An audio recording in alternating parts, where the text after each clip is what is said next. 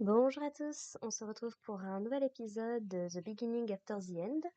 On est à l'épisode 9 et on va se concentrer un petit peu sur la relation entre Arthur et Lilia, qui est la fille du coup de la famille Estea, Estea, je ne sais plus, qui a accueilli du coup la famille d'Arthur suite à tous les problèmes qu'ils ont eu après que Arthur ait disparu, et un petit peu de sa relation avec sa petite sœur également.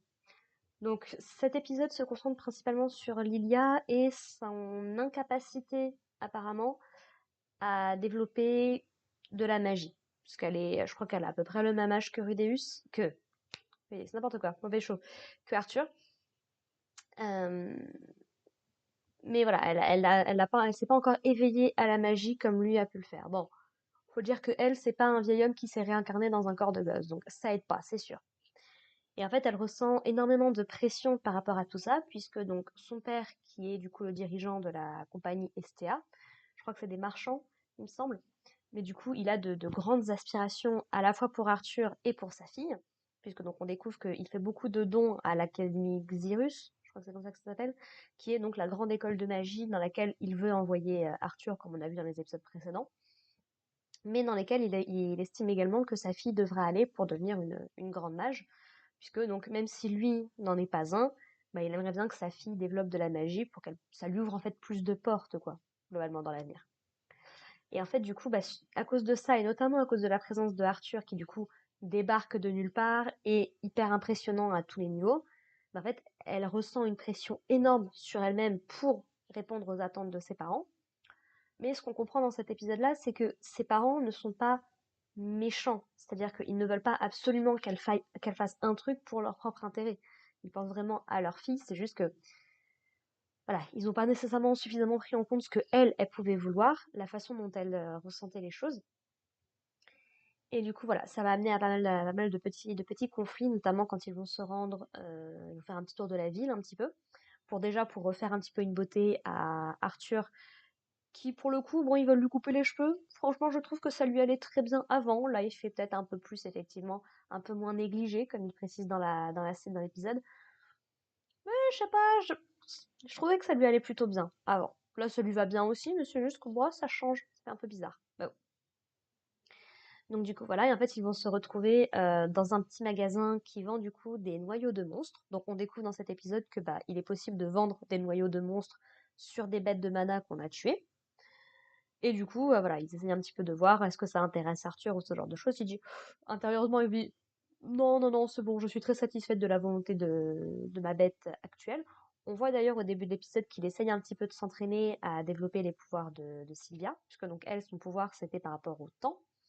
Donc on voit qu'il essaye un petit peu d'arrêter le temps pendant de brefs instants, mais il est encore qu'au tout début, donc il a encore besoin de pas mal d'entraînement là-dessus.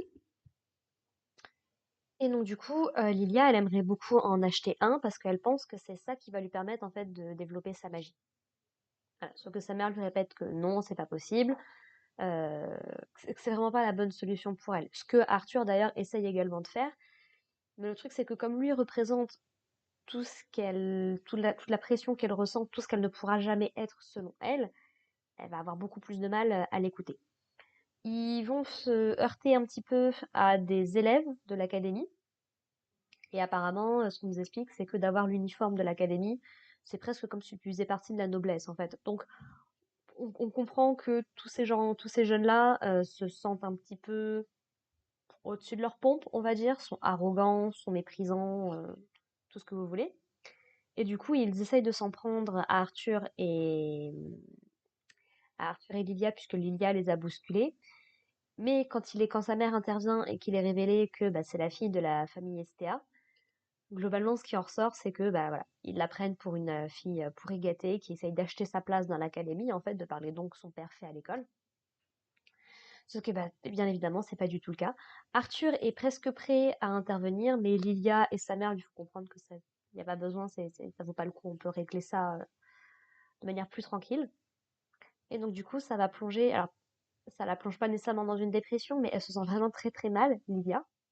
Et en fait, Rudeus va prendre le rôle qu'a eu Sylphie avec lui. J'ai l'impression de mélanger un peu les noms là. Et donc la petite fille elfe qu'il avait rencontrée, je suis désolée, ça fait quelques semaines que j'ai pas regardé des épisodes. Il y a deux, trois noms qui risquent de m'échapper un peu.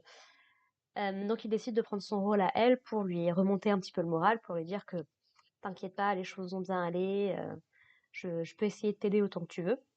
Et en fait, il va décider de mettre en place un plan, c'est-à-dire de faire croire aux parents de Lilia qu'elle est partie,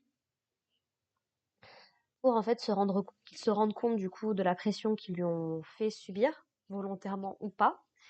Et en fait, bah, il explique qu'il l'a envoyée chez les elfes pour qu'elle puisse s'éveiller réellement à la magie, parce qu'elle veut faire le meilleur pour ses parents. Et du coup, bah, son père, bien évidemment, s'en veut énormément. Il dit voilà que Lilia, c'est sa fille chérie, qu'il ferait tout pour elle, ce genre de choses. Bien évidemment, Lilia était dans les parages, elle a tout entendu. Arthur l'a fait revenir dans la pièce.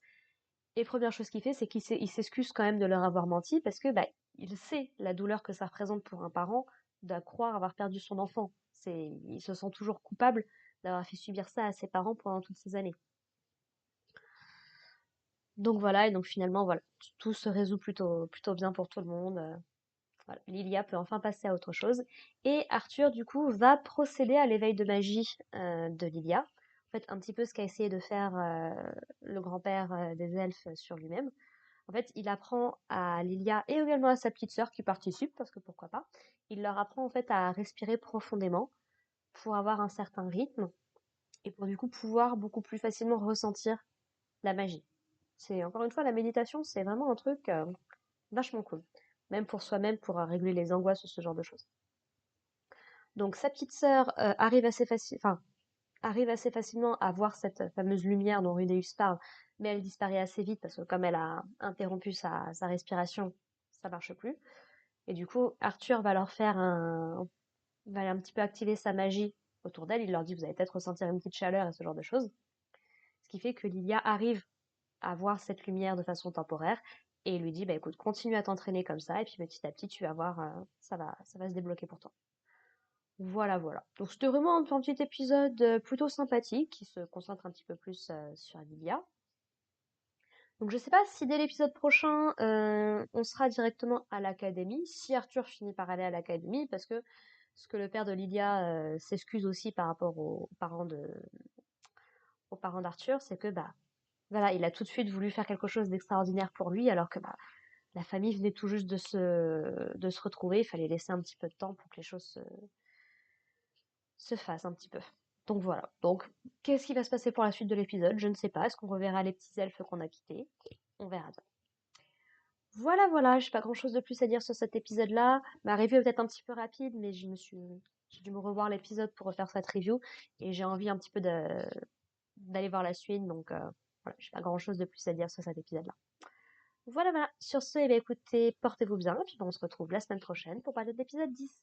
Allez, bye les gens.